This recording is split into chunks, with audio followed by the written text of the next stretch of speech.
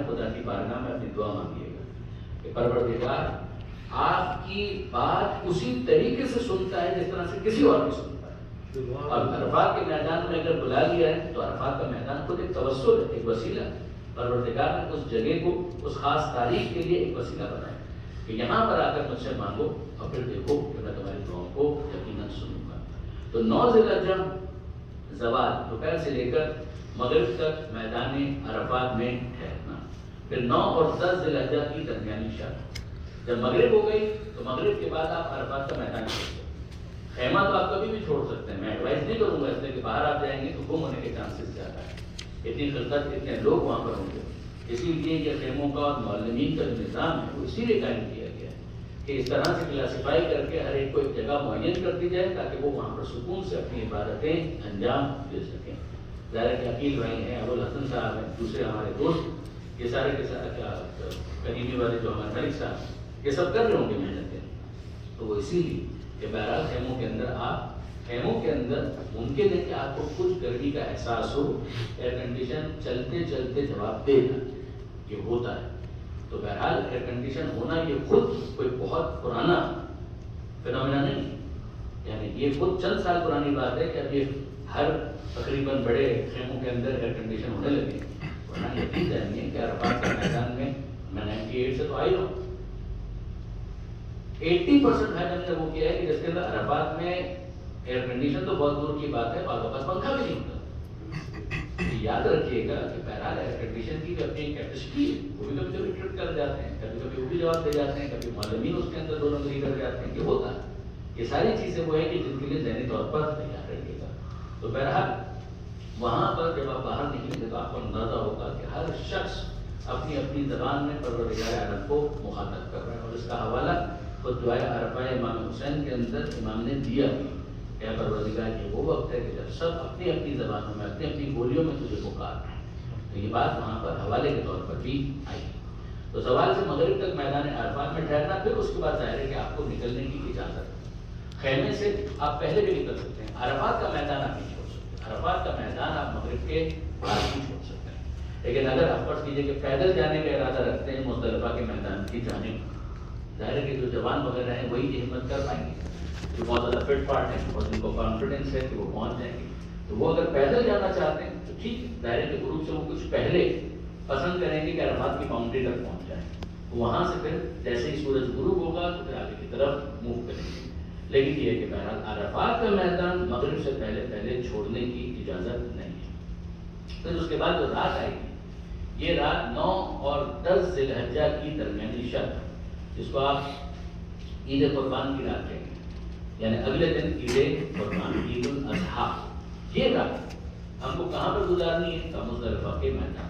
مزدلفہ کا میدان کہاں پر ہے؟ عرفات کے میدان کے بعد درمیان میں کچھ اسپیس ہے، اور پھر اس کے بعد مزدلفہ کا میدان۔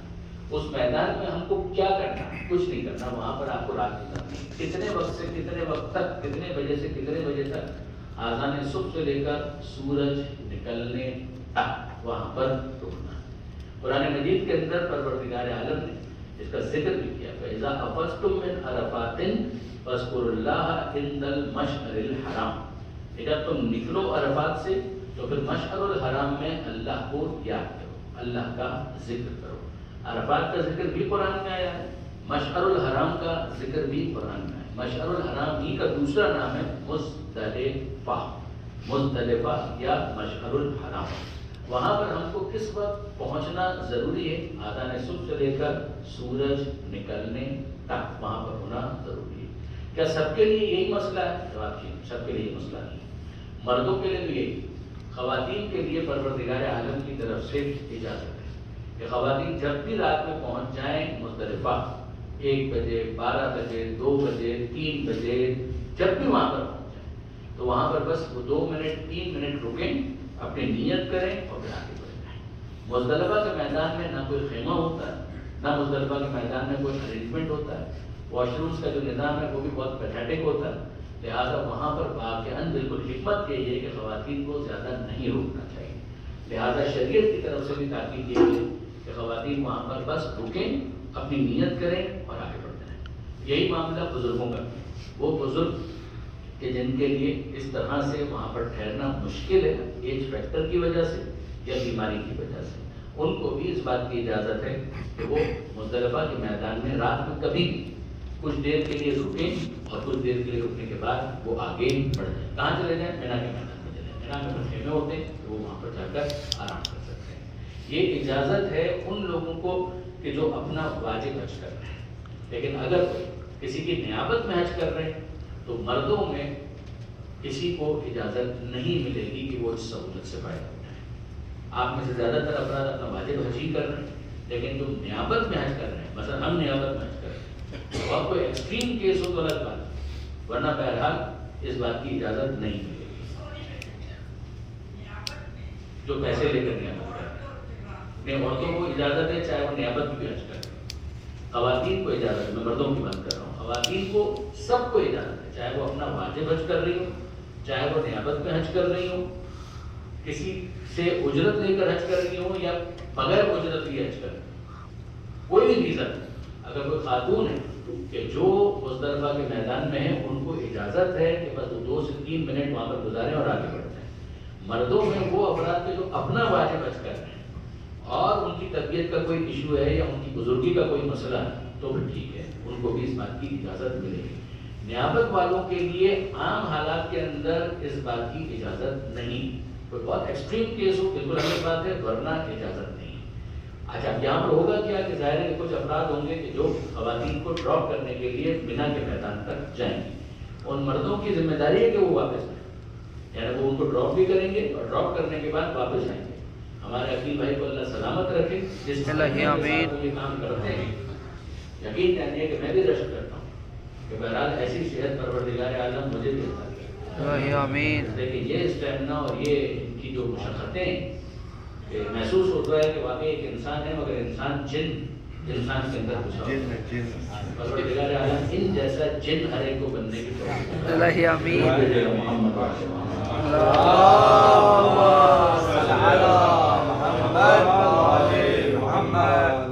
تو یہ ہو گیا مزدلفہ کے میدان کے حوالے سے۔ جو خواتین ہیں وہ تو آگے بڑھ جائیں گی تھوڑا بہت وقوف کرنے کے بعد، اگر پاسبل ہوا، سم ٹائم بس پھنس جاتی ہیں تو ہم جتنا بھی کہیں کہ خواتین کے لیے شریعت نے گنجائش رکھی ہے مگر آپ چل پائیں گے یا جا پائیں گے تب جائیں گے، لیکن اگر بس ہی آپ کی اسٹک ہو گئی تو کئی دفعہ ایسا ہوتا ہے کہ مزدلفہ جہاں شروع ہوا تھا وہیں پر بس ہے 6 گھنٹے وہیں پر رکی ہوئی ہے، تو پھر اس کے بعد آخر میں یہی ہوتا ہے کہ خواتین سے بھی کہا جاتا ہے کہ اب آپ بھی عقیل بھائی کی طرح جن بن جائیے اور نیچے اتریں، تو پھر اس کے بعد سب نیچے اترتے ہیں اور پھر اس کے بعد چلنے کا سلسلہ شروع ہوتا ہے۔ اور یقین جانیے کہ اس موقع پر جو الفاظ آ رہے ہوتے ہیں کم سے کم مجھ میں سننے کا مسئلہ نہیں، اسی لیے اس موقع پر میں اپنے آپ کو تھوڑا دور ہی رکھتا ہوں، وکیل بھائی ہی ڈیل کرتے ہیں وہ زیادہ بہتر ہو۔ جس زمانے میں کبھی ہم ایڈمنسٹریٹو میٹرس کو بھی دیکھا کرتے تھے، بہت پرانی بات ہے، تو اس میں ایسا ہوا کئی دفعہ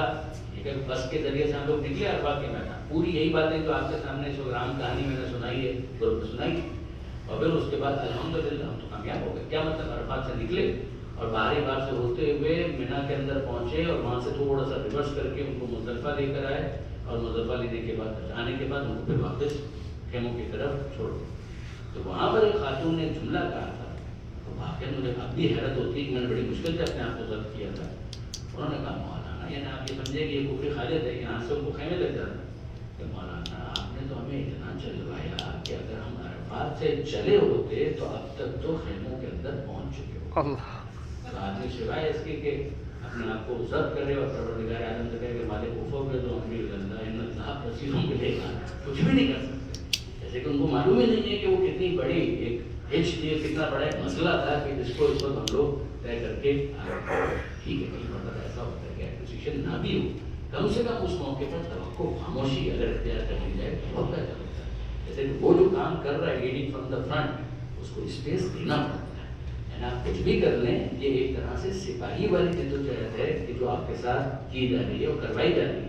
یعنی پروردگار عالم بہرحال پسند کرتا ہے کہ جتنے حجاج آئے ہیں وہ کچھ نہ کچھ اپنے کمفرٹ کو کمپرومائز کریں گے۔ کیا پھر کہہ رہا ہوں شاید کتنی ہی سہولیت آپ کو دے دی جائے، کیوں ہر بلا میں مردوں کو تھوڑا سا تیز چلوایا جائے؟ ٹھیک ہے بیمار ہے تو نہ چلے، لیکن یہ کہ کیوں باقی وہ کیوں کہا جا رہا ہے تھوڑا تیز چلے؟ کہ ایک انسان جو ہے وہ سپاہی کا ایک ایٹیچیوڈ ہوتا ہے وہ اس کے اندر آنا چاہیے. تھوڑا سا وہ اپنے آپ کو اسمارٹ واکنگ کے لیے تیار کرے, تھوڑا سا وہ اپنے آپ کو ایکٹیو بنائے, لیکن اس کو فٹ ہونا چاہیے. ایک دم بالکل ہی وہ کہیں کہ مریض بن جائے یہ اسلام کو پسند نہیں ہے. کہ وقت سے پہلے کیوں آپ اپنے آپ کو اتنا بوڑھا سمجھ رہے ہیں, وقت سے پہلے کیوں اپنے آپ کو اتنا مریض سمجھ رہے ہیں. اگر مریض ہو بھی گئے تو مولا کائنات کا جملہ ہے کہ جب تک ممکن ہو مرض میں بھی چلتے پھرتے رہو. کیا کہنا ہے. کوشش کرو کہ تمہارا مرض تمہارے اوپر سوار نہ ہو. کیا خدا نے خود گنجائش دی ہے, اس گنجائش کو آپ بالکل اویل کیجیے. مثلا یہی مزدلفہ کا معاملہ ہے, اس کے اندر اگر خواتین میں تو کوئی کہیں گے ٹھیک ہے یہاں پر ہم چاہتے ہیں کہ بالکل رکیں, تو پھر میں کہوں گا کہ نہیں, یہ ساری باتیں آپ بھول جائیے, یہ ساری باتیں بھول جائیے. وہاں پر اصرار بھی نہیں کریں. جیسے کہ واقعاً وہاں پر رکنے کا مطلب یہ ہے کہ جب سورج نکلے گا اور اس موقع پر ایک دوسرے سے ٹکراتے ہوئے لوگ مینا کے میدان میں جائیں گے تو خواتین صرف واقعہ ان کی حرمت کے حوالے سے بھی پسندیدہ نہیں ہے. یہاں پر لکھا ہوا بھی ہے کہ تمام خواتین, بوڑھے اور مریض رات کو آذان صبح سے پہلے کچھ دیر وقوف کی نیت کر کے مزدلفہ سے نکل کر مینا جا سکتے ہیں. مزدلفہ سے شیطانوں کو مارنے کے لیے کنکر چنیں, یعنی جب آپ اعمال مینا انجام دیں گے تو شیطان کو کنکر مارنا. 10 ذی الحجہ کو بڑے شیطان کو, 11 اور 12 کو تینوں شیطان ساتھ ساتھ کنکر مارنے ہیں آپ کو. تو 7, پھر اس کے بعد پلس اور انٹو بریکٹ 7 into 3, پھر بریکٹ کلوز, پھر پلس, پھر انٹو بریکٹ 7 into 3. یہ کل تقریباً آپ کے